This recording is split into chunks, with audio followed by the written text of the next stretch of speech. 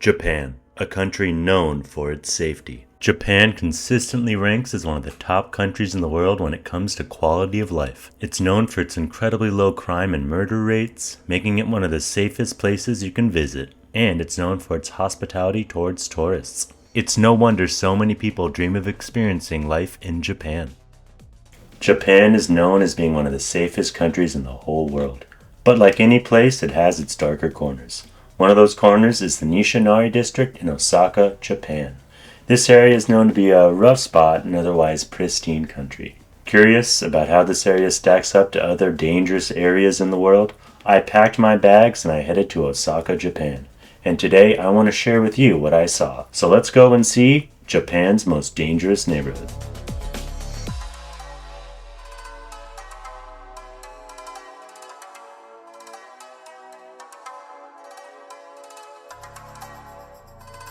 What's up everyone? Today I'm in Osaka, Japan, in a neighborhood called Nishinari, which is known as the worst area of Osaka and maybe all of Japan. But as I'm going to show you today, bad, dangerous in Japan, completely different than what you do, think of in maybe the USA, South America, and just show you what Japan's like and what a dangerous neighborhood looks like.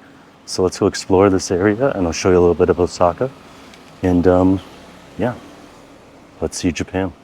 In the early 1900s, the heart of this area was the iconic Tsutenkaku Tower. It was modeled after the Eiffel Tower. This park was closed in 1923, and during World War II, Tsutenkaku was dismantled for its metal. This left the area in decline. The tower was rebuilt in 1956 and still stands to this day. So this area is known to have higher rates of poverty than the rest of Japan and higher rates of homelessness. More of has a red light district, more of a Yakuza friendly area.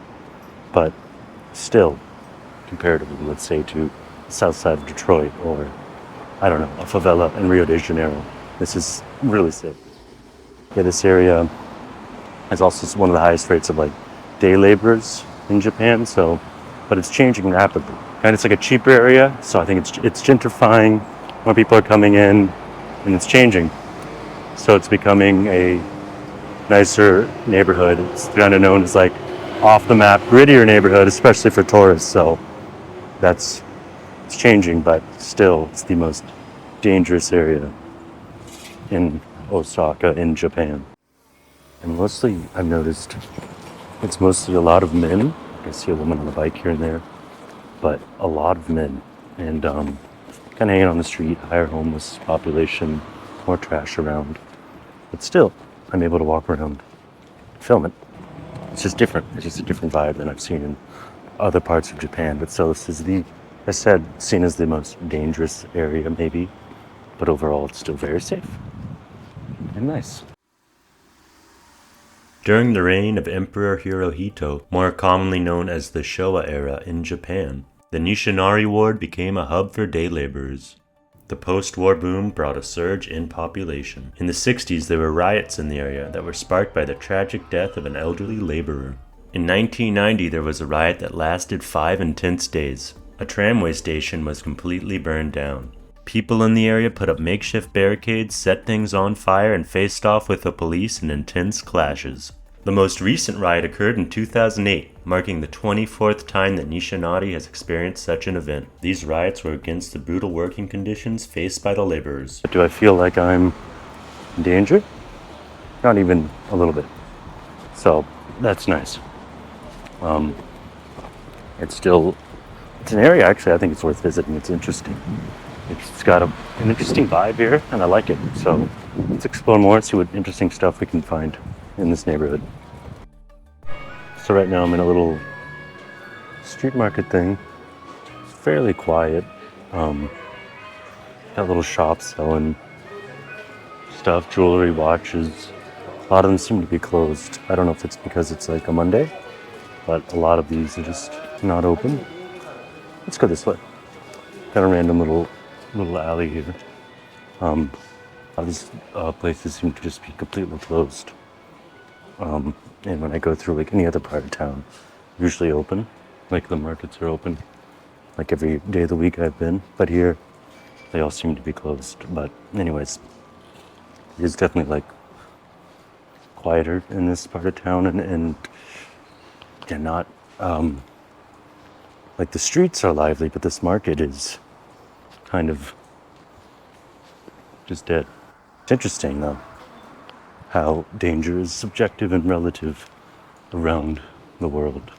Because here I just feel safe, but by Japanese standards, I guess this would be a bad area. But it feels fine to me. It feels completely fine. I would stay here. Within the Nishinari district is Tobita Shinchi. This is one of the most well-known red light districts in all of Japan. Technically, prostitution is illegal in Japan, but Tobita Shinchi adapted by functioning in a legal gray area. The patrons are paying for companionship rather than directly for. You are served tea and snacks, and whatever happens between you and the waitress is your private business. So I did walk the red light area. The second I walked in with the GoPro in my hand, immediately they were like, no filming. All I got was like one photo, and I mean, it makes sense. I don't know why I didn't think of that before I walked in, but I guess, I'd rather try and not succeed than not try at all. But anyways, it was interesting, just like very Amsterdam-like, rows of little like places, stores, and there's like an old woman who waves, who tries to entice you, and then there's like the prostitute, the younger, attractive woman, and there's like little, like just next door to each other, there's so many too, so many little like huts, huts, all lined up next to each other. It was really interesting to see, but yeah, I don't know what the service is like. I did not try, but it was interesting to see that. And other than that, yeah, as you can see, the sun is setting here. It still feels, like the danger here in Japan is different than the danger in an actual dangerous neighborhood. You're not going to get robbed or mugged or shot or kidnapped. I walk around with a GoPro, get the same amount of looks I would get anywhere else. So why is Japan so safe? Beyond violent crime, theft is also rare. It's common to see people leaving their belongings unattended in public spaces without fear. If you happen to lose your wallet, chances are it'll be waiting for you at a koban, Japan's small neighborhood police boxes, with everything untouched. The koban system keeps Japan very safe. They are small police offices dotted all over cities. These kobans are always staffed and keep street crime incredibly low. Another reason for this safety is Japan's super strict gun laws. In 2021, there were only 10 gun-related incidents in the entire country, in a nation of 125 million people. This community-based policing model has been so successful that places like Sao Paulo, Brazil have adopted it with great results. Of course, Japan's safety is also tied to its culture. The Japanese value social harmony and prefer to avoid conflict, which helps keep crime down. Even Japanese gangs, known as the Yakuza, are something you'll probably never encounter. They operate under a strict code of honor and usually keep their activities out of the public eye. Japan's low crime rate is something we can all admire. So I walked through this area midday, and it just feels like a regular neighborhood. It's interesting to me how Japan has maintained such a safe country. It's one of the safest in the world. So a bad neighborhood here is like maybe just an average one in Los Angeles or something.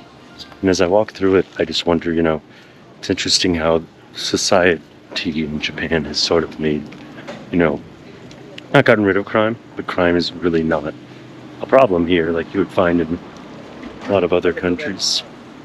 There's a lot of social shame around that and a lot of order, and it's much more homogenous. Like, let's take a Western nation like the UK or USA, way more individualistic. But here, it's communities, much more like community-based. Also, I think another big factor is you don't see people out in the open just doing drugs. There's really not many homeless people. There's some, but not many at all. So Japan's done a good job with that. I'm sure there's drugs here, but you don't see it out in the open like you would in, I don't know, like I've seen in California or other places like that. And yeah, homelessness, it's here, but it's pretty small scale in comparison to, let's say, the US or Canada, the UK, places like that. or even when I was in Thailand, I definitely saw more. You see them here, but it's not as frequent. And I got a street here with a bunch of restaurants on it. People just outside chilling. So, grittier, yes. Edgier, yes. But I wouldn't say it's more dangerous. But still, fairly normal neighborhood. Just is what it is. I don't know, I've seen much worse in other places, in other countries. And, yeah, it's just like a normal neighborhood with a bunch of got a bunch of restaurants, shops, whatever. They're just chilling. So it's raining now, so I'm probably gonna head out of this area. Overall, it's really just kind of feels like a neighborhood. That's really interesting to see what, how danger is relative. I mean, no society is perfect. Every place has its pros and cons, but Japan's safety record is insanely cool to see, especially in the big cities, and it's the most dangerous. Like, that's good for them. That's a good place to live. But anyways, I hope you enjoyed this video and insight into Japan, the life here, what it's like, how it's different, unique, very unique place. It's awesome, but hope you enjoyed, and stay tuned because we're gonna have a lot more cool videos and adventures. So see you next time. Click the like and subscribe button. Peace out.